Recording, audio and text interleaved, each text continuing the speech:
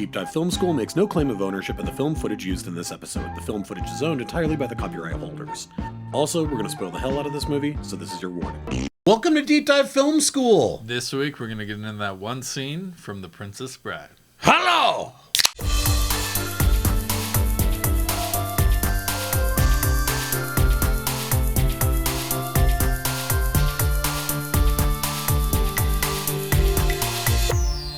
All right, everybody, I am Adam Sherlock. And I'm Adam Poulter. And if you like what you see/hear, please like and subscribe. You can find us in all the spaces and places that people what, Adam? Find great media, Sherlock. Oh, that's right. They certainly can. That's right. Yeah, it's great media now. It's no longer middle-of-the-road media, which was our old slogan, I think. Then I came up with that a couple of weeks ago. Those slogans change fast. Yeah, well, you know, we didn't get great feedback about it.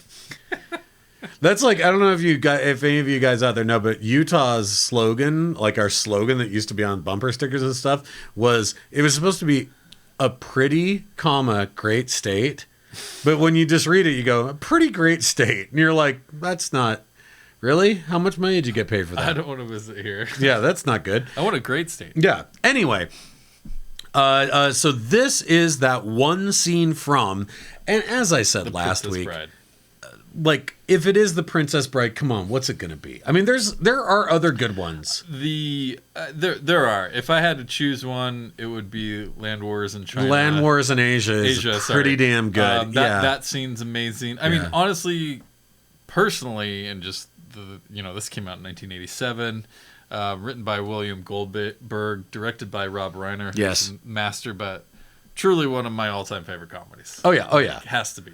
It's completely rewatchable, and I've always probably thought this because it is so funny, but I really noticed it in this scene. Like, the time period that they put this in makes the silliness so much more ridiculous. Just the pantaloons and like how the Christopher big Guest is dressed in his like goatee and wafting hair. Yeah, he's got he has a full like Prince Valiant hairdo going on. Yeah. Well, and you mentioned Rob Reiner, which is one of those things, because I feel like that when I was a kid, and obviously I wasn't going to like parties when I was a kid, but my party trick as a kid when it came to being a movie nerd was, did you know that the guy who plays, the six-fingered man in this movie also was in Spinal Tap, and also like that's that kind of like joke. You're right, that is the same person, but like I didn't know what Spinal Tap was if you would have quoted that at that time. Yeah, so. I mean, I guess by 7th grade I knew what Spinal Tap was, but yeah. No. So I mean, but I think that those kinds of like,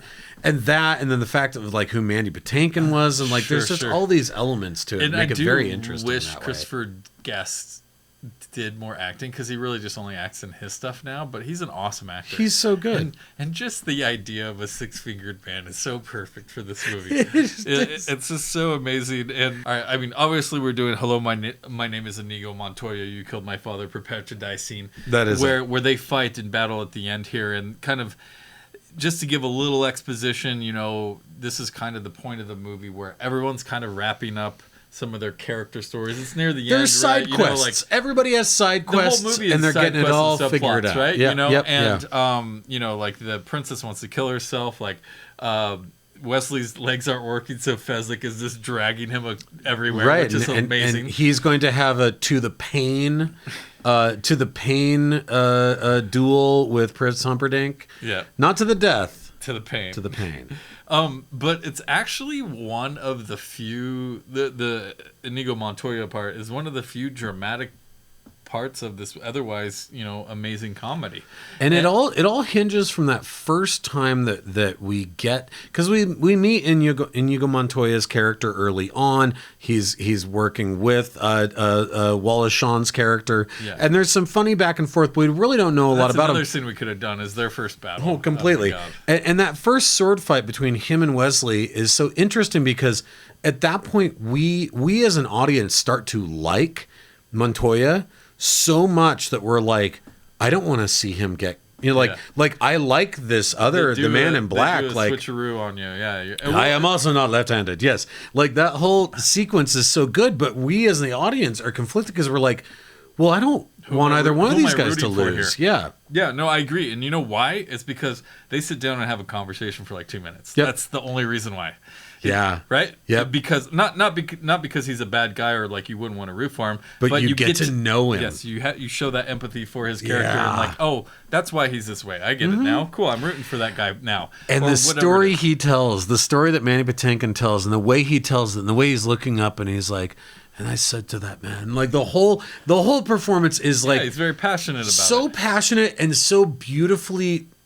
I don't want to say corny in a bad way, but like corny in the best way. Like it's what makes Princess Bride so damn good is that everybody is chomping It scenery. understands its corniness. Yes. I agree. You know, revenging the death of a father isn't necessarily anything new that we've seen, right? Right. But the subplot of it in this movie and that chase of him looking for a six-fingered man through the whole movie, like, hey, Yeah. look, can I see your hand? I just want to make sure.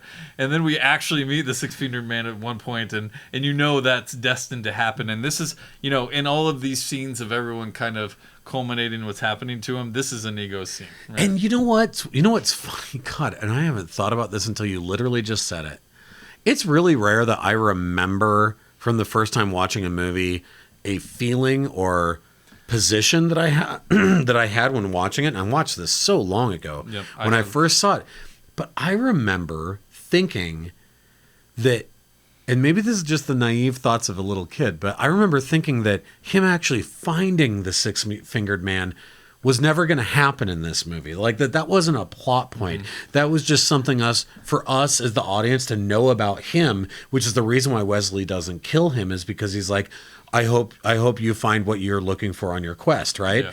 And I remember, knocks like, him when you out. said that, I was like, oh my God, I remember as a kid having the feeling of, like, when the six-fingered man does show up, and he's like, you have 6 fingers on your right hand. And he's like, I have a friend who's so, looking for you. you know, he's like, I have a friend who's looking for you. And then he knocks him out.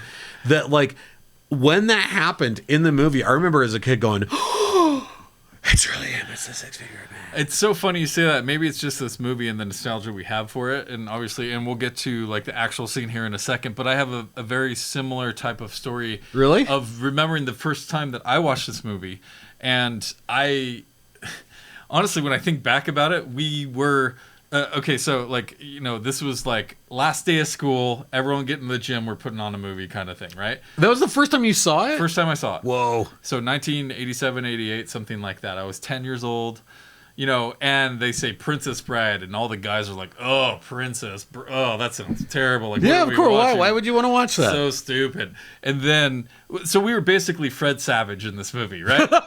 Like, that's Fred Savage's... I mean, that is how I picture you if I close my eyes and think about you in 1989. Very much. I love family. I love Wonder Years. But to a degree, like his character in the movie is like his. You know, he shows up to read the book and he's like, "Oh, kissing or whatever." Yeah, You yeah. hear that. Let's don't have But as much kissing. This scene in particular.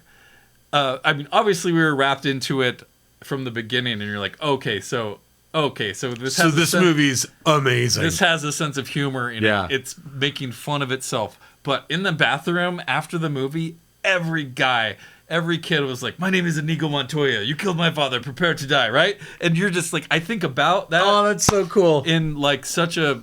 And maybe it's part of the reason it's one of my favorite comedies is because there's those little moments that you remember, just like you remembered a certain part of it. So for a kid's movie and a kid's comedy, this movie and this scene in particular is actually really effective because it is one of Completely. those few dramatic moments there. So. Well, no, you're completely right. And I think that setup in the beginning, and then the fact that we meet Count Rugen is Christopher Guest's character's Okay, name, gotcha. who also has this amazing other moment as like the weirdo scientist that is sucking the life out of Wesley. 10 years out of your Yeah, life. tell me, how do you feel? Yeah, that whole, like, all of that's just brilliant. He's such a good, just like mustache twirling enemy here. But Yeah, and you got this, like, obviously, like, swashbuckling thing going on with the music and them, and they meet in the hallway, and Fezzik's dragging him, and you know, he says his line. hello, my name is Inigo Montoya. He does the whole thing, and then Christopher Guest twirls his sword and then runs away. So good. This is so good. It's like, again, just like this like complete break of the spell where you're like, oh right, okay, It's a this movie. is. Yeah. But then after that, you know, when we go back and forth, there's other big dramatic things happening. But he comes back And Fezzik helps him break down the door, and that's really the only that's the only other dialogue that Inigo says in this movie is when he's begging for help because he's finally close to the six-fingered man and he's getting away and he's like freaking out, like he's trying like to ram down the door. He's such a cool cucumber through the rest of this movie. And that moment where he like loses it and he's panicking. And then you get Fezzik just knock Andre the Giant. Yeah, Andre the Giant. If anyone's not seen the Andre the Giant HBO documentary, I highly recommend it. It's so good. And then he goes downstairs, and that sneaky six-fingered man throws the dagger at him, and then just twists the dagger psychologically by being like, "Are you that little Spanish brat?" Yeah. Right? Like, you've been searching for me all this time, and he's like, that's the saddest thing I've ever heard. And to fail now. So he pulls out the knife and he's like, "You've got an overdeveloped sense of vengeance. It's going to get you in trouble one day." Overdeveloped sense of vengeance should have been the name of a hardcore record back in the day. I love that so much. That's amazing. You know, and then he through the power of that thing that he wanted to say, and it's worth pausing here for a moment and to talk about, and this is something Mandy Patinkin talked about years and years ago, and has recently, just in the last couple of days, he's never played a queer character quite like this. But I don't know if you know this. In an interview he talked about, he said, while making The Princess Bride, his father was dying of cancer. Oh wow! Patinkin's father was dying of cancer, and he did die during the making of it, and that when it got to this scene, he was like, Christopher Guest's character to me was cancer. Oh wow, interesting. And that's why in that final moment he said, I walked around earlier that day and was talking to my dad, even though he was gone. Like, I was talking to him in my head, and I was like, I'm going to get your six-fingered man. I'm going to kill the cancer that took my father. So in that final moment where he says, offer me money, offer me anything you want. Offer me money, offer me power. Yeah. And he's like, whatever you want. He's like, I want my father back, you son of a bitch. He's like, that was me. And he's like, that wasn't Inigo Montoya. That was me in that moment. Wow. So he talked about this like a decade ago. That's why it's so effective. He talked about it a decade ago. Right now, a girl, it's like the sweetest video, but a girl on TikTok just lost her dad, and she's like really uncomposed and crying, and she's like, I don't know, I know he has a TikTok, maybe he'll see this Mandy Patinkin. I read in this interview, like, Princess Bride was my dad's favorite movie. Like, was this real? Is this really what happened? And now you can find on TikTok, he did a reaction video to it, and him and his wife are there, and they're so sweet, and just little old gray hairs, and they're watching her video, and they both start crying, and then he answers her, and he talks about the experience again.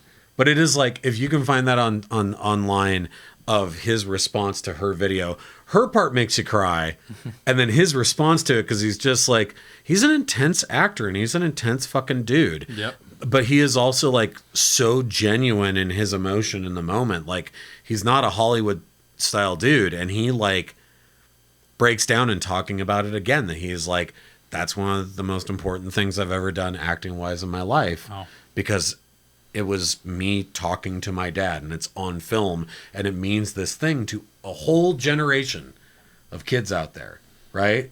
I want my father back, you son of a bitch. Like, boom! And the fact that it has this realism, this like real moment of him going through his own shit to do it is so cool. That's fascinating perspective, and the fact that it's still that effective, not only for us, but for him and a whole generation of people. Wow. That's, I mean, catharsis. You can't end on something better than that. That's amazing. Like, it's art and catharsis, like, all there in this like classic 80s movie. It's a real thing. Comedy too. I know, and it's this like incredibly powerful moment. Yeah. It is. It truly is, and it's like I said, it's one of the few like realistic dramatic scenes in an otherwise amazing comedy. Totally. Right. So totally. Brilliant. Well, that's that one scene from Princess Bride. Thank you very much for listening and watching. Please like and subscribe if you like what you see / hear. Yes, and next week we've got My Friend Dahmer. All right. So we'll be getting into that, the third episode of the No Capes Fest. That's and right. We'll see you guys next week. Thanks, everyone.